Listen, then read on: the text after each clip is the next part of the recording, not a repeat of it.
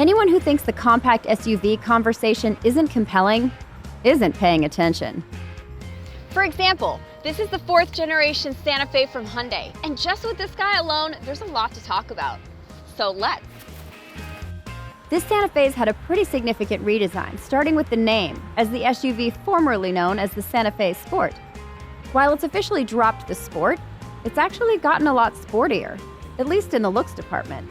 Hyundai's really stepped up the exterior design, starting with the signature cascading grille surrounded by LED headlights that make up the Santa Fe's face.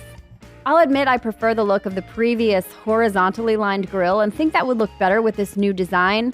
However, that's just a personal preference. But from the contours in the door panels to this sleek character line that runs the length of the car, it's definitely gotten more stylish. Even the rear end has some character. I really like what the designers have done here. Now it has some personality. Inside looks completely different. Last generation, I felt like the center stack was pinched. It looked more like a spaceship. This one I think is more intuitively laid out and user-friendly, except for the home button being way over here. Tech is exactly where everybody wants it, with this standard 7-inch touchscreen right at the top of the center stack. The Ultimate trim comes with an 8-inch screen and wireless charging capabilities that we don't have on this SEL Plus. Apple CarPlay and Android Auto come standard on all trims. This is becoming a thing, and it is good. And thankfully, there are still some knobs in here. Nice. It's all about balance, people. There are some soft touch surfaces in our SEL Plus trim, and the expected harder plastics. But Hyundai's designers did an admirable job keeping things from looking cheap. Even the speakers add visual interest. I know this was probably designed to make the sound go in different directions, but it kind of looks like quilting. It's awesome. And this real stitching makes a nice attempt at luxury. Remote entry comes standard, and a proximity keyed entry with push-button start comes on the SEL trim and above. In this particular Santa Fe, we have cloth seats. I really like the look of them and they feel great. These bolsters are supportive, but they're soft and comfortable in all the right spots. And every trim except the base SE, they're heated. And let me tell you, they're really working. It's hot. Passenger space in the second row has really improved over the previous generation. And I'm gonna have James here, who's only slightly taller than I, help me prove it. Get in, James. See, that's nice. Oh, and the recline. Recline, James. Oh, that is good. I've flown 10 hours in seats that recline less. Delta, take note.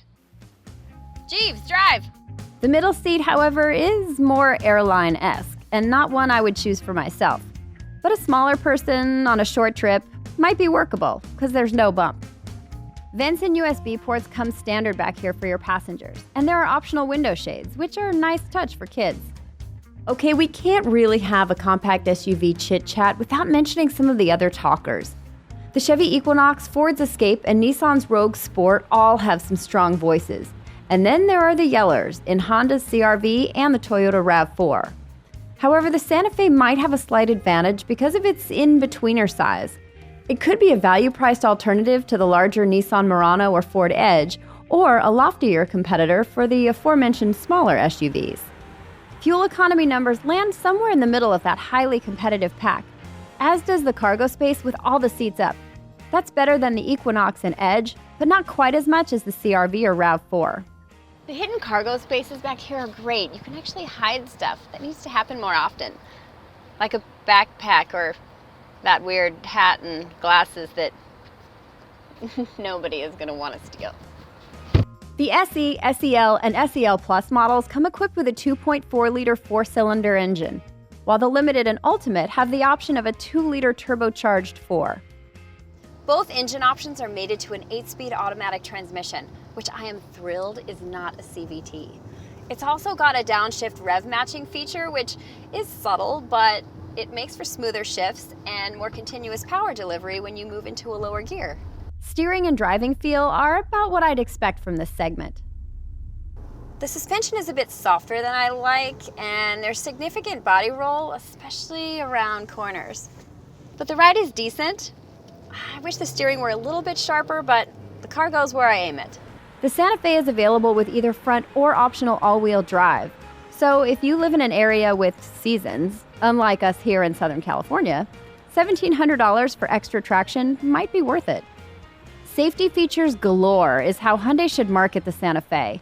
Forward collision avoidance assist, driver attention warnings, smart cruise control with a stop-and-go function, blind spot collision warnings, lane keep assist, rear cross traffic alerts. All of these come standard across all trims. All! Only parking distance warnings and rear occupant alerts are offered on SEL Plus trim and above. All that safety and everything else that comes standard has a starting price, including destination charges, of around $26,500 for the SE front-wheel drive model. Climb up the trim ladder to this SEL Plus front-wheel drive example that we've been testing, and that's closer to $31,000. Hyundai will take $35,200 for the limited 2.0T. Thank you very much.